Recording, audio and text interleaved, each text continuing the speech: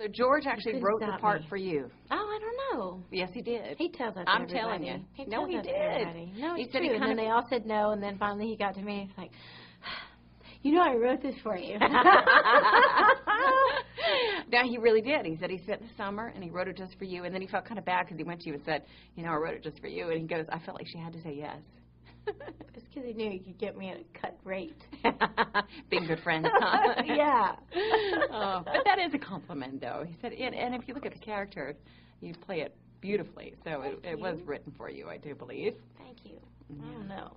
I'm just glad. That's fun.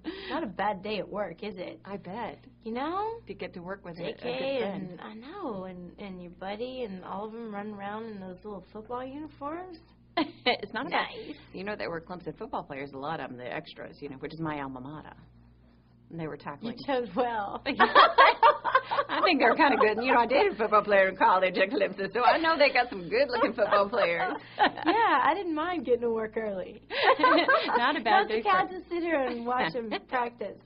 What is it about you and George that clicks so well, not only on screen, but he said, you know, he just thinks you're one of the best people in the world. He goes, I don't think it for 10 years I haven't talked to her once, at least, you know, once during every week. What is it about you guys that clicks so well even off screen? I have no idea. How do you explain your friends? You know what I mean? Yeah. I don't know. It just works? I guess we have the same sense of humor, probably. Yeah. And we both get angry about the same things. That works. You know? He's the only person who will tolerate my political rants. The only one. He doesn't basically, you know, fall asleep or divert to try to change the subject at the dinner table. He's the only one. No, I appreciate him. I respect him. I'm glad he's there. I depend on him. Yeah. A lot. Oh, that's nice. Yeah, probably more than he knows. Let's not tell him. Okay. We won't air that at all. No, let's not do that. How is he as a director? We all know him as the actor. We've only seen him as a director a few times. I know, and he's an absolute hack. But somehow he managed to pull it off depending on all his friends. Hack, is that a good thing or a bad thing? Complete, absolute hack. It's amazing. Define hack. It's just a joke. He's, you know what? I knew he makes good movies. He's good at what he does. He's prepared and he's focused and he, you know, is passionate about his work and committed to it. You know, everything that he, you know, takes on as a responsibility. He refuses to compromise, you know. Yeah. He gives everything to. But I didn't expect for him to be as, I guess, he just seemed to have the faculties of a filmmaker who's been doing this for 25 or 30 years. Yeah. So organized and prepared, and he had such clarity in terms of his vision, and he didn't indulge. He didn't waste time. He apologized once because we actually worked 12 hours. Oh, my goodness. We usually work 12 hours before breakfast in this business, you know? That's because George needed to get out and go out to all the hot spots. Yeah. You know, that's the funny thing, is that he goes straight to the editing room and get it done to make sure that we weren't missing anything. Oh, wow. Yeah, but he loves it. Yeah. He loves it so much. He's like a kid. Yeah. You know, he's going to play, doing his favorite thing. It's fun to watch him do that. You know, he said that you remind him of a young Ginger Rogers.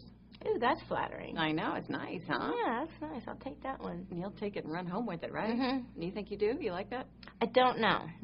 I don't know. I've only seen a couple of things that she's done, and so I'm not sure. Yeah. I don't think that much about it. You'll have to think about it later. Yeah, I guess so. Now, he's infamous for his pranks. I understand you were a little worried going into filming that George might pull one of them on you. I'm still worried. He's a patient man. You never know. I mean, what he's up to. I'll be nervous till I retire when I'm 90 or whatever. Did he do anything on the set at all? Yeah, there were a couple of them there. For example? For example, you know, there's so many. Do I dare? Give us I don't one. even know. Please. I mean, with me, he was, like, really generous, I think. See? And here he is. This is probably part of the setup. He didn't do anything at all to me. I got off easy. He brought the football boys in one day, and he filled these big, huge children's, you know, swimming pools up with mud.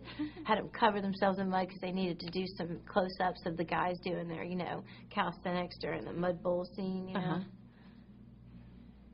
Got them all dirty, had these high-powered, you know, hoses, you know, the fireman's hoses out there, spraying them all down, and the guys are getting all riled up because it's freezing outside. He's just about to roll the camera, and he was like, oh, you know what? I don't need these shots. I just thought it'd be a lot of fun to get you guys out here for just another minute, before we wrap and let you go.